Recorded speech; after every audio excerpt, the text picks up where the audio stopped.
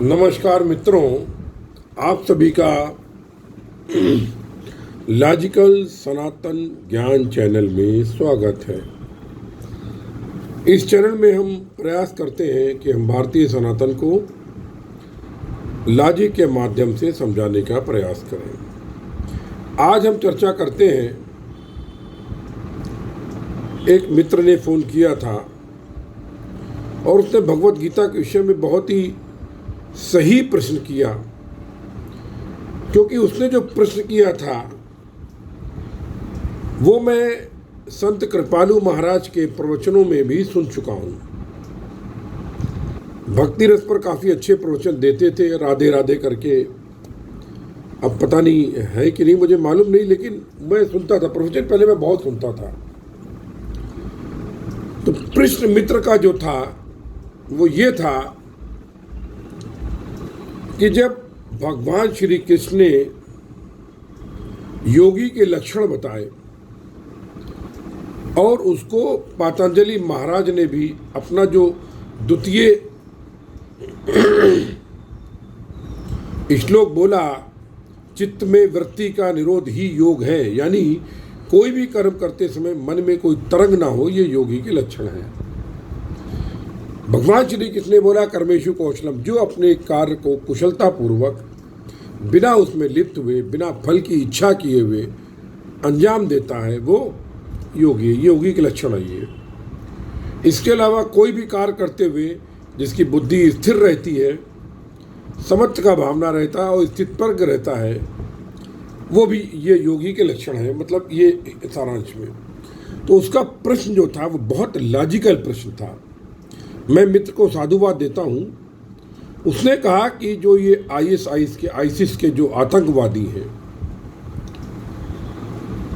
ये जो मुस्लिम आतंकवाद पूरे विश्व को घेरे हुए है, तो आईसिस ने इतने मानवों की हत्या की और अभी भी मुस्लिम आतंकवादियों की करीबन 350 संस्थाएं पूरे विश्व में जो गैर मुस्लिम हैं उनकी हत्याएं करके जिहाद कर रहे हैं।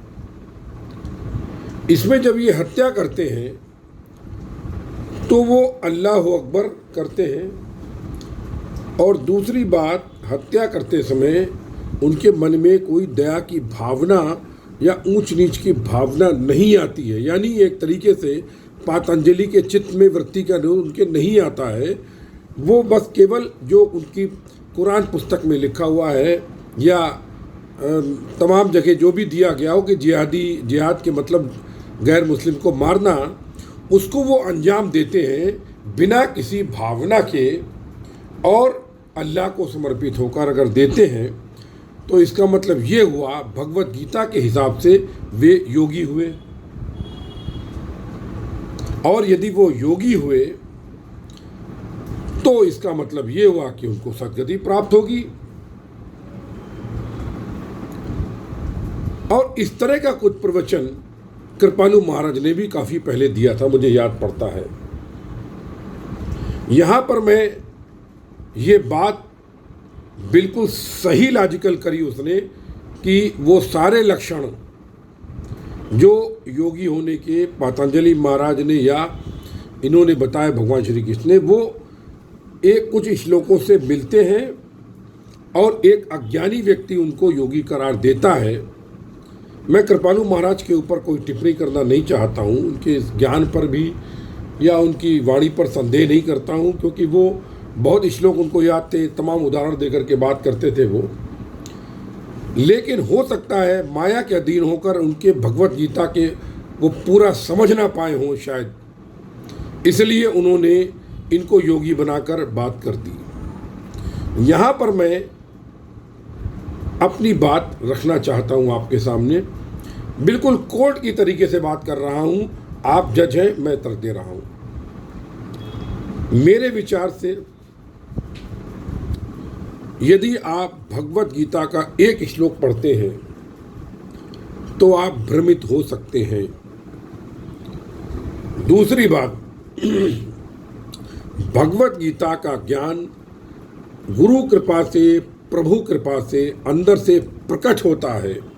आप भगवत गीता के श्लोक रट कर उसके शब्दावली के व्याख्या पढ़कर जिंदगी भर गीता के ज्ञान को प्राप्त नहीं कर सकते। चाहे आपको एक एक श्लोक याद हो, चाहे आपको पूरी शब्दावली याद हो, चाहे आपको पूरी जानकारी हो, लेकिन आपको भगवत गीता का ज्ञान नहीं मिल सकता जब तक स्वयं कृष्ण की कृपा ना हो, प्रभु कृपा ना हो, गुरु कृपा ना हो। और उसी आधार पर मैं इस बात का उत्तर देना चाहता हूं, क्योंकि मैंने देखा है अभी अक्सर आजकल भगवत गीता बात करना फैशन है कि भगवत गीता में हर सलूशन, हर प्रॉब्लम का सलूशन ही, मतलब तो मैंने बोला प्रभु जी आप गीता को संकुचित मत कीजिए। गीता को संक्षिप्त वेद क्यों कहा जाता है ये समझिए पहले आप। विश्व का हर कार्य, हर पंथ, हर संतों की वाणी को हम भगवत गीता के द्वारा व्याख्या कर सकते हैं। मेरे ऐसा तुच्छ व्यक्ति कर सकता है, आप लेके आइए, कोई भी ले आइए आप। दूसरी चीज, भगवत गीता केवल समस्याओं का हल नहीं देती है। आप यदि समस्या मुक्त जीवन भी जीते हैं तो भी आपको वो उसका ज्ञान देती है कि आप उनको कैसे जिए। समस्या मुक्त भी जीवन अगर आपका है तो भी आप कैसे प्राप्त करें वो बताती है, क्या प्राप्त करें वो बताती है। ये भी सही है, भगवत गीता में अनेकों मार्गों की बात की गई है, अनेकों प्रश्नों की बात की गई है, लेकिन हर प्रश्न का हल एक है। यानी गीता दिखने में बहुआयामी हो सकती है, लेकिन उसका अंतिम सत्य यूनी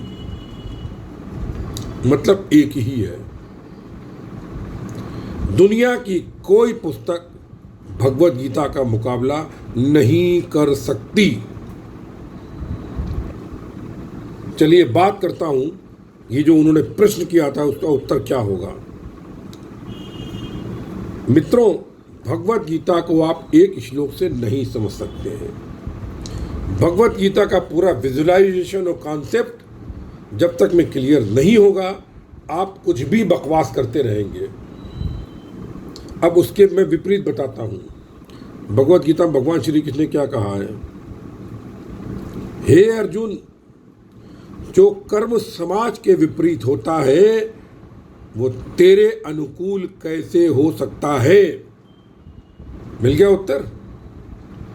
भले ही दिखने में वो योग की भांति, योगी की भांति हत्याएं कर रहे हो, चित्त में उनके वृत्ति का निरोध ना हो, अल्लाह को समर्पित हो, लेकिन ये वाक्य भी तो पढ़ो, क्या हत्या करना समाज के हित में है?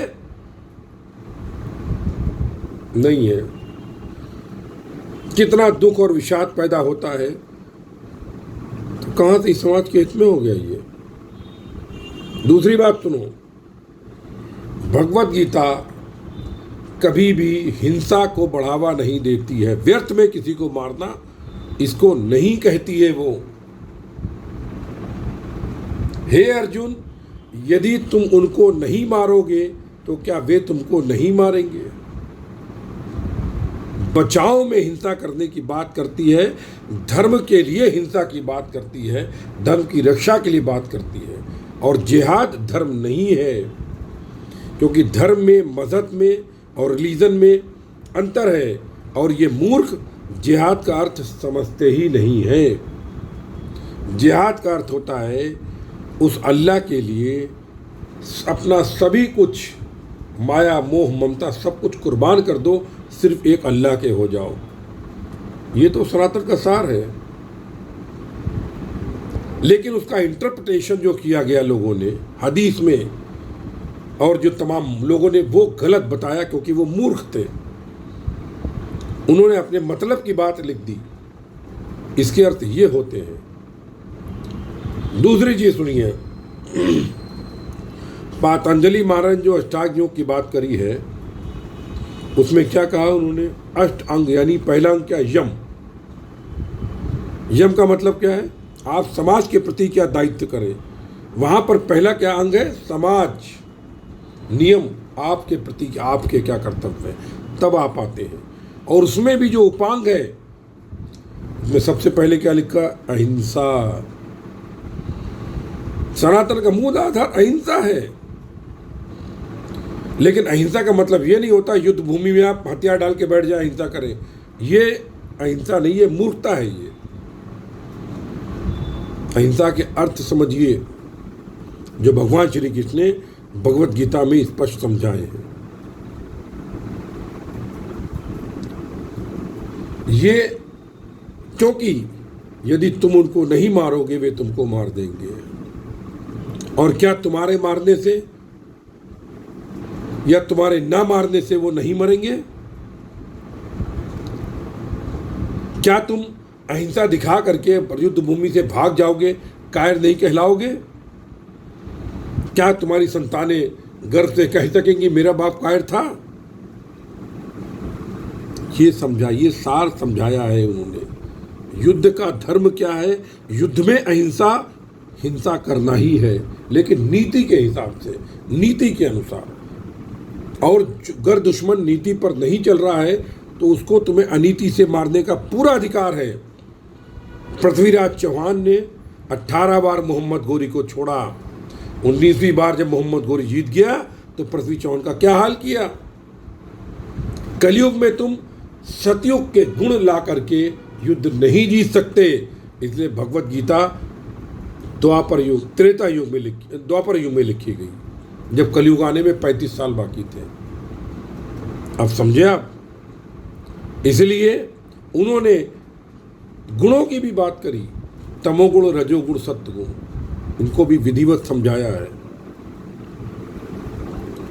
इसलिए मूर्खों, बड़े बड़े मंचों पर गीता की दुकान चलाने वालों, ज्ञानियों, प्रवचनकारों, तुम तो पाप कर ही रहे हो और नरक के भागीदार हो रहे हो, और साथ में श्रीमद् भगवत गीता के ऊपर भी विष्ठा उछालने का प्रयास कर रहे हो। तुम तो क्या बोले, तुमको शब्द नहीं मेरे पास, मूर्खों। तुम उन हत्याचारियों को, हत्यारों को योगी का पद देना चाहते हो, वो भी भगवत गीता के हिसाब से आधी पढ़ करके। जाओ, पहले प्रभु श्री कृष्ण की शरण में जाओ, उनकी कृपा प्राप्त करो, तब भगवत गीता प्रकट होगी और तब तुम उसके अर्थ समझ पाओगे। मित्रों, इन्हीं शब्दों के साथ आप सभी के हृदय में अवस्थित परमपिता परमेश्वर को प्रणाम करता हूँ। जय महायोगेश्वर श्री कृष्ण, जय महाकाली, जय गुरुदेव, जय श्री राम।